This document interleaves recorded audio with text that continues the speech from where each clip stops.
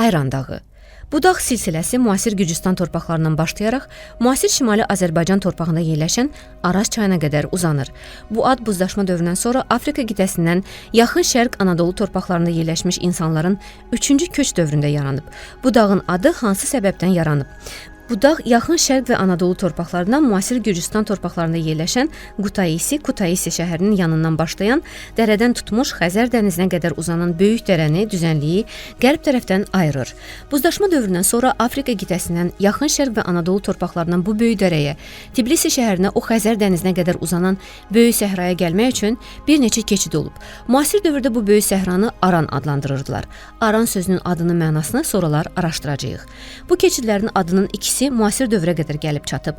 Bu keçidlərdən biri Gürcüstan ölkəsinin cənubi-qərbində yerləşən Baş keçid rayonu, ikinci Şimali Azərbaycan ölkəsinin Tovuz rayonunun ərazisində yerləşən Zəyəm çayı keçən Xınna dərəsidir. Bu dərənin adı keçmişdə, yəni 3-cü köç dövründə Xanan olub. Sonradan bu dərənin adı deformasiyaya uğrayaraq Xınna halına düşüb. Bu dərənin uzunluğu təxminən 60 kilometr, eni isə bəzi yerlərdə kilometrlə ölçülür. Bu dərə Ayran dağında ən böyük keçid yoludur. Ona görə bu dərəni yaxın Şərq torpaqlarında yerləşən Xanan dərəsinə bənzədərək Xanan adı veriblər. Bu Ayran dağı qərbdən şərqi, yəni bu dağdan qərbdə yerləşən torpaqlarla şərqdə yerləşən düzənlikləri bir-birindən ayırdığı üçün bu dağa türklər Ayran adı veriblər. Ayran sözü türk dilindədir. Türklər bu sözü nəyisə yarı bölüb ayranda ifadə eləmək üçün istifadə edirlər. Bu dağda ən böyük keçidlər olan Baş keçid və Xanan dərəsinin adları türk dilindədir. Xanan sözünün izahatını yuxarıda vermişəm. Baş keçid adı iki türk sözündən ibarətdir. Bu adda baş sözü böyük mənada işlədilir. Keçid sözü türk dilində insanların gediş-gəlişi üçün nəzərdə tutulan sahəyə deyilir. Müasir dövrdə bu dağın 700-800 km uzunluğunda yaşayan insanlara ayrım deyirlər. Bu dağda ayrım adı ilə bağlı çoxlu məkan adları var. Bu məkan adları keçmişdə bu dağın adının Ayran olması ilə əlaqədardır. Bu məkanlarda yaşayan insanlar özlərini ayrım sayırlar. Ayrım adını bu insanlara Ayran dağına söykənərək qoyublar. Biz müasir dövrdə Kiçik Qafqaz dağı adlandırılan dağı araşdırdıq. Biz bu araşdırmadan öyrəndik ki, bu dağın adı Kiçik Qafqaz yox, Ayrandır. Biz bu dağda olan ən böyük keçid yollarını öyrəndik. Bu keçid yollarının hər ikisinin türk dilində olmasını araşdırdıq. Biz bu araşdırmada Afrika, Yaxın Şərq və Anadolu torpaqlarından buzlaşma dövründən sonra şimal köç yollarını türklərin sağladığını və bu yolu türklər idarə nəzarət etdiklərini gördük. Bu dağın, bu keçidlərinin adların türk dilində olması buzlaşma dövründən sonra yer kürəsində türklərin ali və rəhbər xalq olaraq qalmasından xəbər verir və sübutdur. Ayran dağından sonranın araşdırılması. Biz Ayran dağını və ondan keçən iki böyük keçid yolu olan Xanan və Baş keçidi araşdırdıq, öyrəndik. Bu keçidlərdən biri olan Xanan dərəsi böyük bir düzənliyə açılır. Bu düzənliyin adı Arandır. Aran düzənliyi. Bu düzənliyi qərbdən Gürcüstan dövlətinin paytaxtı olan Tbilisi şəhərindən başlayaraq Azərbaycan Respublikasının şərqində yerləşən Xəzər dənizinə qədər uzanır. Bu düzənlik demək olar üç bucaq formasındadır. Bu düzənliyin qərbdən eni 15-20 km olduğu halda şərqdə eni 500 km çatır. Bu düzənlik şimaldan Böyük Qafqaz, cənubdan Kiçik Qafqaz, Ayran dağlarının aralarında yerləşir. Bu düzənliyin adı elə bu dağ silsilələrinin aralarında yerləşdiyi üçün yaranıb.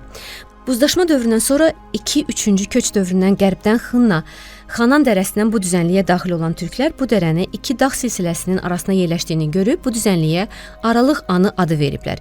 İllər keçdikcə bu Aralıq Anı sözü yuvarlaşaraq Aran halına düşüb. Aralıq və an türk sözləridir. Türklər iki dənə nəyinsə arasında olan sahəyə aralıq deyirlər. Müasir dövrdə bütün dünyanın diqqət mərkəzində olan Qarabağ sözü də elə bu dövrdə, yəni Aralıq Anı yarandığı dövrlərdə yaranıb. Qarabağ. Qarabağ Şimali Azərbaycanda yerləşir. Qarabağ sözü buzlaşma dövründən sonra 2-3-cü köç dövrlərində Ayran dağını aşaraq Aralıq An, Aran çöllərində insanlar yerləşəndən sonra yaranıb. Bu sözün təxminən 17-18 min il yaşı var. Təxminən 17-18 min il bundan öncə Afrika, Yaxın Şərq, Anadolu və İran torpaqlarından Aralıq An, yəni müasir dövrdə Aran adlanan düzənliyə köçən türklərin bir hissəsi Ayran dağının ətəklərində yerləşirlər. Buzlaşma dövründən sonra təxminən 17-18 min il bundan öncə buzların hələ yer kürəsinin böyük bir hissəsini örtdüyü dövrdə bu dağların başı ilin bütün fəsillərindən qarla örtülü olub.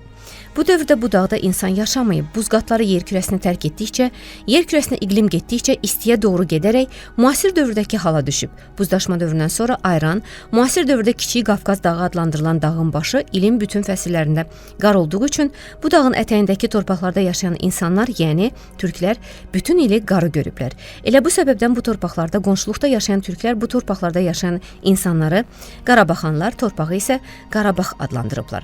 Qədimdən yeni buzdaşma dövründən sonra təxminən 17-18 min illərdən bəri müasir Gürcüstan ölkəsinə yerləşən Borçalı torpaqlarından başlamış müasir Şimali Azərbaycan dövlətinin Qubadlı rayonuna qədər uzanan dağ ətəyi torpaqlar Qarabağ adlandırılıb.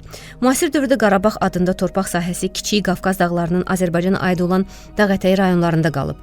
Müasir dövrdə Kiçik Qafqaz dağlarının Azərbaycana aid olan hissəsinə yerləşən torpaq sahələrinin öz adları var. Mən başa düşə bilmirəm bu dağlıq hissəyə Qarabağ adını necə qoşublar, kimlər tərəfindən və nə vaxt. Doğrudur, ilk dövrlərdə, yəni 17-18 min il bundan öncə Qarabağ sözü ancaq dağ ətəyi torpaqlara aid olub. Sonrakı dövrlərdə bu söz öz əhatə dairəsini böyüdərək dağlıq, Kür və Araz ovallığını da özündə birləşdirərək böyük bir torpaq sahəsini əhatə edib. Qarabağ sözü iki türk sözünün birləşməsindən ibarətdir. Bu adda olan birinci qar sözü türk dilindədir. Türklər soyuq hava mühitində göydən yağan ağ rəngdə su kristalına qar deyirlər. Bu adda olan ikinci bağ sözü türk dilindədir. Baxmaq, görmək gözə aiddir. Türklər bu sözdən gözlə nəyəsə baxanda istifadə edirlər. Bu adda, yəni Qarabağ sözündə türklər qara baxmağı nəzərdə tutur. Müasir dövrdə bu torpaqlara ermənilər də şərik çıxırlar. Ermənilər bilirlər və bilməlidirlər ki, bu torpaqlara türklər köçəndə bu torpaqlarda heç bir xalq yaşamayıb. Türklər bu torpaqların ilk sakinləridir və qiyamət gününə qədər bu torpaqlarda türklər yaşayacaq. Türklər bu torpaqlara köçəndə bəlkə də yer kürəsində erməni adında xalq olmayıb. Əgər olubsa o dövrlərdə, yəni təxminən 17-18 min il bundan öncə ermənilər Asiya qitəsinin hansısa küncündə yaşayıblar. Erməni xalqı müasir dövrə qədər qalıb yaşamalarına görə türk xalqına minnətdar olmalıdır. Bu xalq yer kürəsinə yarandığı bir gündən bizim eranın 18-ci əsrinə qədər türk xalqının himayəsində yaşayıb. Bu fikri bizə söyləməyə bu xalqın adının türk dilində olması əsas verir. Türk dilində ərin mən sözü sahibin mən, yiyən mən, igidin mən deməkdir. Müasir dövrdə bu xalqın dilindəki olan sözlərin 50%-nin çoxu türk, 20-30%-i Makedoniya, Yunan, qalan faizi isə qədim erməni dilindədir. Əgər erməni xalqı bu faizə inanmırsa və yaxud etirazları varsa, qoy onda müasir dövrdə yalan tarix yazmaqla məşğul olan elm adamlarınız araşdırsınlar. Sizin bu yalan tarixi yazmaqla məşğul olan elm adamları erməni xalqının 4000 il tarixə malik olduqlarını qürurla danışırlar. Ey erməni xalqı, xatırladım ki, sizin xristianlığın yaranmasında 2000 ilə yaxın iştirakınız var. Siz erməni xalqı xristianlığı yaymaqla məşğul olmanıza baxmayaraq bizim eranın 18-ci əsrinə qədər yer kürəsinə bir dənə də olsun kilsə tikməmisiniz. Siz həmişə türklərin tikdiyi kilsədə işləmisiniz. Türklər İslamı qəbul edəndən sonra bu kilsələr boş qaldı. Siz ermənilər isə Avropaya qaçdınız. Türklər xəlifənin əsarətindən azad olandan sonra siz ermənilər bu kilsələri türklərdən icarəyə götürdünüz. Müasir dövrdə bu kilsələri dünyaya erməni kilsəsi kimi təqdim edirsiniz. Siz ermənilərin türklərə qarşı axırıncı 200 ildə tutduğunuz mövqe ən utandırıcı haldır. Buzdaşma dövründən sonra türklərin yer kürəsində ali rəhbər xalq olaraq qalmasına sübut Qafqaz dağının adıdır. Böyük Qafqaz dağı. Bu dağ haqqında, onun adı haqqında müasir dövrdə müxtəlif fikirlər söylənilir. Müasir dövrdə bu dağ yer kürəsinin mirvarisidir. Müasir dövrdə tarix elmi ilə məşğul olan elm adamlarının bəziləri bu dağın adının Yunan, bəziləri Roma dilində, bəziləri isə fransız dilində olduğunu söyləyirlər. Hətta Rusiyada bu dağın adının fransız dilində olmasını tarix dərsliyinə salıblar. Belə düzgün olmayan məlumatların tarix dərsliyinə salınması tarix elminin nə qədər saxta yazılmasından xəbər verir. Mən bilirəm ki, yer kürəsində nə qədər məkan varsa, həmin məkanın adlarını həmin məkanı ilk dəfə tikən, quran xalq öz dillərində qoyur. Ola bilər bu məkan sonradan başqa xalqların əlinə keçər. Bu vaxtı bu xalq böyükdürsə, böyük keçmişə malikdirsə, məkanların adına fikir vermir. Çünki bu məkan adları bu xalqın böyüklüyünə, qədimi böyük tarixinə zərrə qədər təsir eləmir. Bu hadisə vaxtı, yəni başqa bir xalqın qurduğu, yaratdığı məkanın və bu xalq tərəfindən qoyduğu adın tarixsiz, vətənsiz xalqın əlinə keçəndə məkanın adını dəyişməklə özlərinə saxta tarix yazırlar. Mən başa düşə bilmirəm, Qafqaz dağının adının Yunan, İtalyan, fransız dillərindən olduğunu yazan elm adamları hansı əsasə söykənərək bu fikri söyləyiblər. Bu fikri söyləyənlər məncə tarixçilərdir. Bu tarixçilər bilərlər ki, nə Yunanlar, nə İtalyanlar, nə fransızlar bu dağda olub, nə bu dağda yaşayıb, nə də bu dağ bu ölkənin tabeliyində olub. Yaşamadığı, görmədiyi bir məkanın adını necə qoya bilər?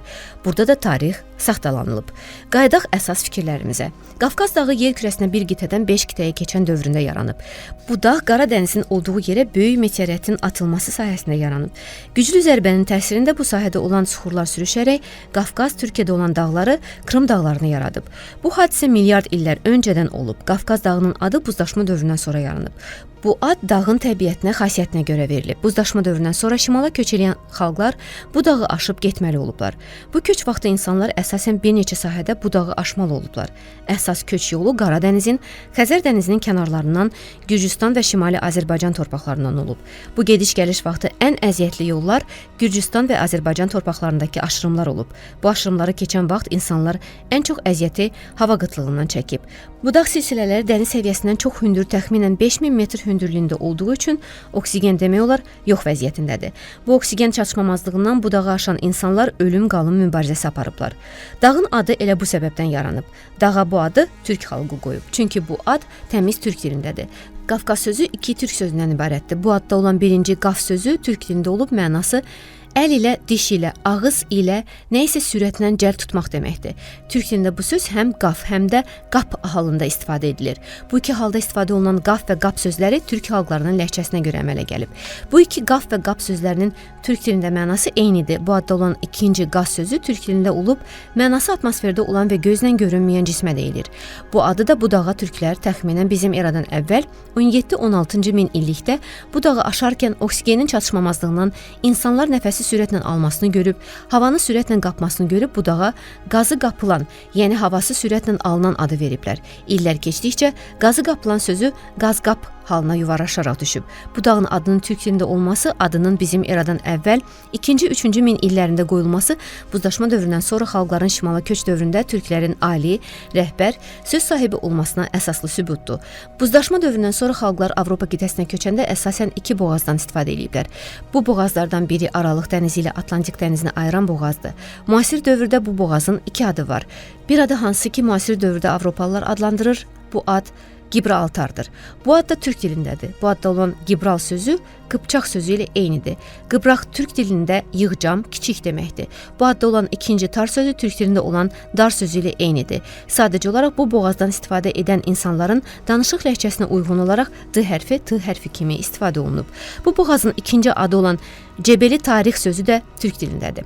Bu adda həm birinci ad, həm ikinci ad türk dilindədir. Birinci Cebel sözü türk dilində olan cəm el sözünü yuvarlaşmış halıdır. Cəm el sözünün mənası türk dilində elin, obanın bir yerdə toplaşması deməkdir. Bu ad insanların, yeni türklərin bir yerə yığışıb şimala köçməsi ilə əlaqədar yaranıb.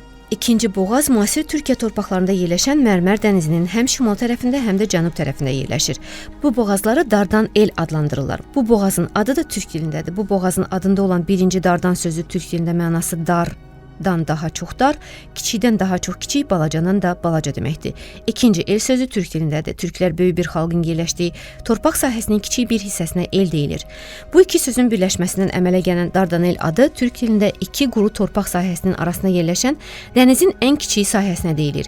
Biz bu araşdırmadan gördük ki, buzdaşma dövründən sonra Afrika qitəsindən yaxın şərq torpaqlarına, Anadolu torpaqlarına, İran torpaqlarına yerləşən insanlar Şimali Avropa qitəsinin həm qərbinə, həm mərkəzinə, həm də şərqinə köçən dövrdə türklərin rolu böyük olub. Bu fikri bizə söyləməyə buzdaşma dövründən sonra Afrika qitəsindən xalqlar köçəndə yol xəritəsində olan məkan, boğaz, dağ-çay adlarının türk dilində olması əsas verir. Dördüncü köçmə. Buzdaşma dövründən sonra yer kürəsinə bizim eradan əvvəl 17-16-cı min illərdə dördüncü köçmə baş verib. Bu dövrdə yer kürəsinin buz qatları 55 dərəcə meridianından tutmuş, şimal buzda okeanına qədər olan bir məsafəni buzdan azad edib. Bu dövrdə Amerika qitəsində yaşayan insanlar şimaldan Alyaskaya qədər, cənubdan Argentinanın cənubuna qədər, Afrika və yaxın şərq torpaqlarından Cənubi Avropa torpaqlarında Baltik dənizinin kənarlarına, Sibirə, Asiyadan Avropaya və Sibirə köç ediblər. Bu köçmə dövründə yol xəritəsində bu köçməni təsdiq edən yeni məkan adları yarandı. Bu məkanlardan ən böyüyü Baltik və Sibir torpaqlarına aiddir.